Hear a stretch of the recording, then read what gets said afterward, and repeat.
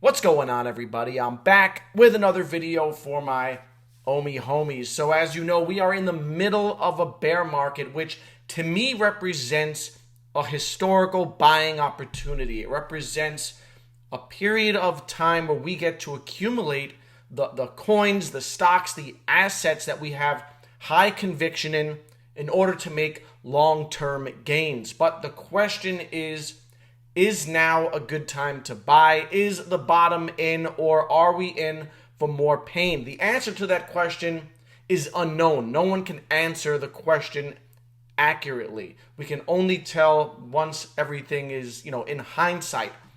But we have to make decisions based on information we have. So in this video, I'm going to talk about what my approach to this bear market is, if I am buying OMI, and what my plan is, and how much OMI do you need to not only become an OMI millionaire, but to become a real millionaire in the year 2025. So stick around. There is a lot to talk about. If you like this sort of content, make sure you hit the like button, subscribe to the channel, and follow me on Twitter. My Twitter handle is linked down in the description below.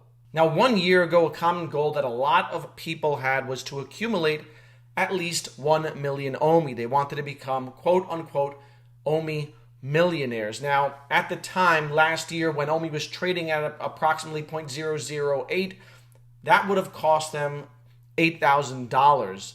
Flash forward to today, and $8,000 at the time of this recording will get you over 4 million OMI. So not only have I seen people, accomplish that goal of becoming OMI millionaires, I'm seeing people accumulate 2 million, 5 million, 10 million, and much more OMI.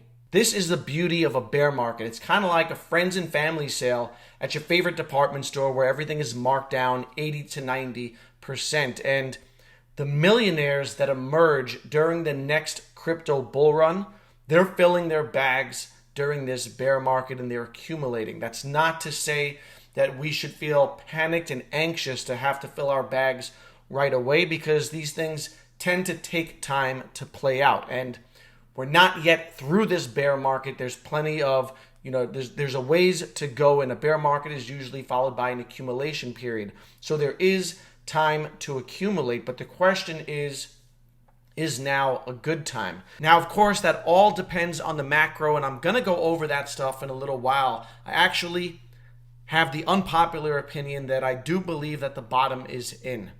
I'll explain my thought process in a minute, but first I want to take a look at the chart and talk about what my strategy has been.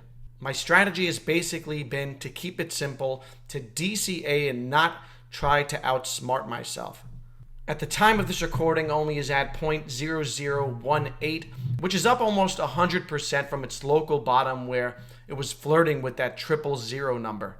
Now, over the last month or so, I bought some OMI at 0.0011. I bought some at 0.0012. Recently, I bought some at 0.0016. Now, there are a lot of people who had very strong conviction that OMI was going to that 000 level. They thought it was going to 0.009 and below, and so they weren't buying at 0.0011. And what happens when you try to, time a bottom is that you end up missing out on good opportunities. Now, who knows? The whole market could fall off a cliff next week. There's so much uncertainty in the world that no one knows what's going to happen. And it's possible that we do head down to those lower levels. But it's also possible that we hit higher lows. All right. And so if that scenario plays out, then and you had conviction in the 000, then you missed out on perhaps the best buying opportunities that this cycle has to offer. And that's called being greedy to the downside. So one of my strategies is I try not to be too greedy to the downside. I don't try to time the bottom. Another strategy is I don't chase pumps in a bear market, because we have to remember that we are still in a bear market and there are short-term relief rallies that inevitably retrace. And so I'm not buying new local highs like 0.002. I may nibble a little at 0.0018, but I'm spreading my buys out over time and dollar cost averaging in. Because in this macro environment with the potential of, the whole market tanking some more, I want to have some cash on hand to be able to take advantage of any lower prices that may come our way. So while I do think there's a strong likelihood that we'll revisit some of the lows of this market cycle, and I'll be ready with some cash on hand to take advantage of buying opportunities, I'm also of the belief that the bottom of this market cycle might already be in.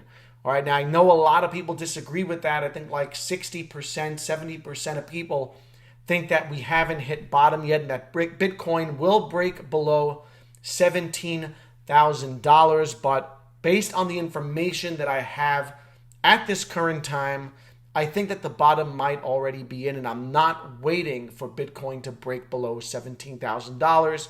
And here is why. It starts with inflation numbers, which we know is at a 40-year high, over 9% on the last CPI. But a lot of our current inflation is driven by high oil prices.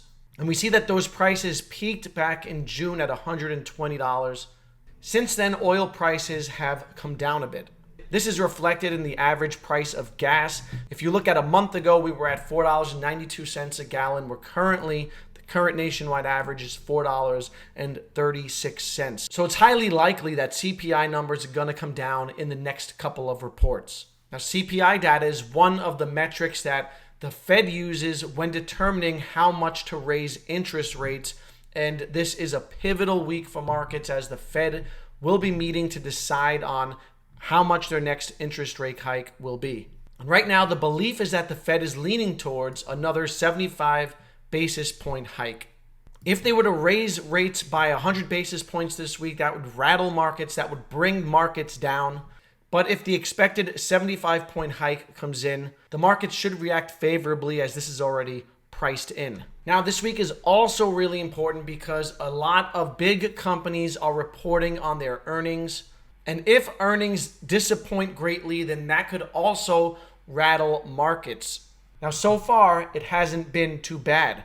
Through Friday morning, 75% of companies reporting have been beating projections for earnings per share. That compares to 66% of companies in a typical quarter. Keep in mind that expectations are low. A lot of bad things are already priced in. So companies really have to underperform in order to miss on earnings. Now, that doesn't mean that earnings can't take a turn for the worse, as we saw on Friday with Snapchat that totally underwhelmed and they kind of rattled markets. And other big internet companies could perform similarly this week because a lot of ad revenue is down. So this week is a pivotal week for markets. We've got all these big tech companies reporting on earnings. We've got the Fed coming through with their rate hike.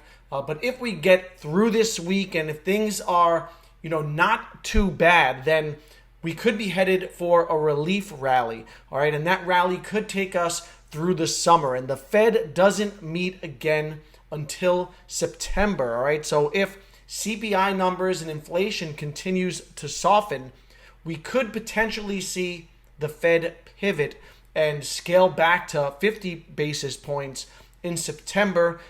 Keep in mind that this is all ahead of midterm elections. And I do believe that politics will play some role in what the Fed does, all right? They don't want to completely crash markets. And if the Fed pivots and pulls back a little, markets will respond accordingly and markets will respond favorably. And I do think that the Fed will want to avoid crashing markets, especially in an election year. Now, of course, we're likely to confirm that we are in a recession, but I do believe that a lot of this recession talk is already priced into markets. And if the recession is shallow, like a lot of people project and predict, then we could see a quick end to the Fed's moves to raise interest rates.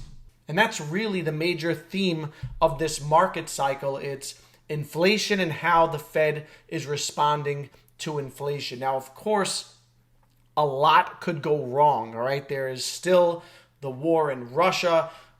There's still supply chain shortages. There's the possibility that China invades Taiwan. There's a lot going on in the world, COVID resurgences and China lockdowns.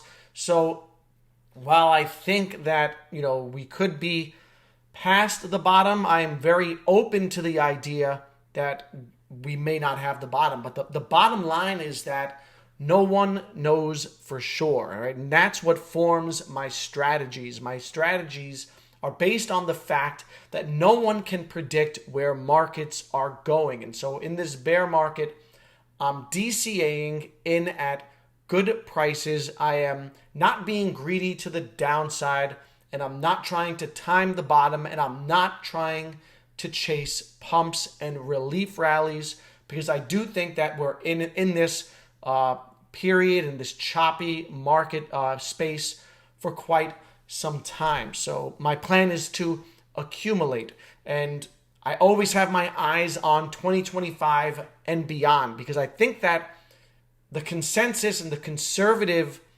prediction for the OMI token by 2025 is, I think, a 5-cent OMI token is conservative for 2025, which means that 20 million OMI tokens would equal $1 million at 5 cents a token.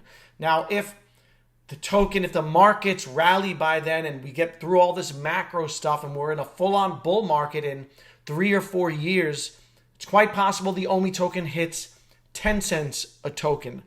In that case, 10 million OMI tokens would take you to a millionaire. All right, now, of course, a lot has to go right with the project. There are no guarantees. A lot could go wrong in that time. But this is my thought process. This is how I'm positioning myself. And this, to me, is a great time, the best time to be in the market. So let me know what your thoughts are. What's your strategy during this bear market? Are you accumulating? Are you sitting on your hands and waiting for things to stabilize? Let me know down in the comments below. If you like this sort of content, make sure you hit the like button and subscribe to the channel. Follow me on Twitter. As always, I hope you all have a great rest of your weekend. Stay happy, stay healthy, and stay safe. I will see you in the next video.